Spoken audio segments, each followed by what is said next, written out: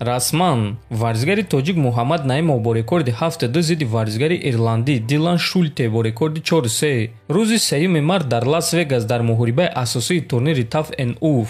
Ассалому алайкум дӯстон, хуш омадем ба шабакаи мо. Дар навори имрӯза оиди тозатарин ва муҳимтарин хабарҳо аз ҷаҳони ММА гап мезанем. Барои пешравии канали мо лайк розер карда 3-4 калима комментария нависен. Мо боша наворро оғоз мекунем. Тоҷик Нурулло Алиев барои муҳорибаи худ ба Лас-Вегас парвоз кард ва омодагиҳои худро барои аввалин муҳорибааш дар UFC дар он ҷо идома медиҳад. айни замон Нурулло вазн кам карданро оғоз кардааст ва аз аксони ӯ дида мешавад ки ӯ фаъолона хароб шуда истодааст. ҳамчунин мураббии ӯ Нима Мазҳарӣ гуфт ки тамринҳои охирони худро ба анҷом расонида истодаанд ва акнун тамринҳои сабук ва вазнкамкуниро оғоз карданд. бояд гуфт ки айни замон Нурулло Алиев дар институти UFC омода шудааст ва дар ин омодашавӣ дигар вазигари машҳури тоҷик Муин Ғафуров ба Нурулло Алиев кӯмак карда истодааст. шаби гузашта Муин Ғафуров ин аксро чоп карда навишт ки омодагиҳои вазнин барои ҷанг. бояд қайд кард ки Муин Ғафуров дар муҳориба зидди варзигарони бразилӣ таҷрибаи калон дорад.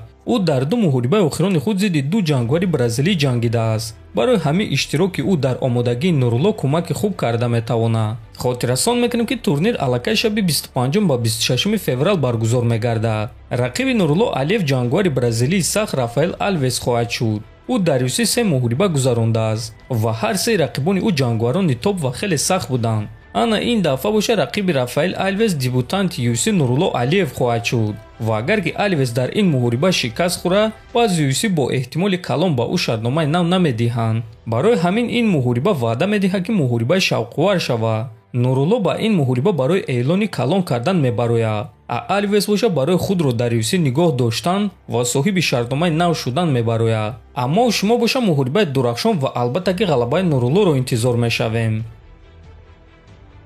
чемпиони вазни сабуки UFC Ислам Махачев дар танқидҳои Александр Волконовский ва дастаи ӯ оиди истифода бурдани капелница чунин ҷавоб дод: дар юсада мутахассисон кор мекунанд ва ман ин чизро ҳатто шарҳ додан намехоҳам.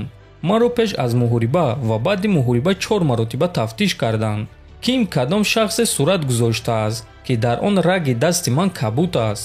дар Австралия онҳо комиссияи худро доранд ва онҳо маро 4 маротиба санҷиданд. рӯзи чоршанбе онҳо хуни маро гирифтанд, а рӯзи панҷшанбе боша маросими суратгирӣ буд. ин мавзӯъро як ҷангвар оғоз кард, а дигарон боша овоза карда истоданд. аз тарафи UFC ва USADA боша ягон гуна савол набуд, гуфтааст Махачев. USADA дӯстон ин як ширкат зидди допинг аст ки бо ташкилоти UFC ҳамкорӣ мекунанд ва онҳо доимо ҷангваронро тафтиш карда аз онҳо анализ мегиранд.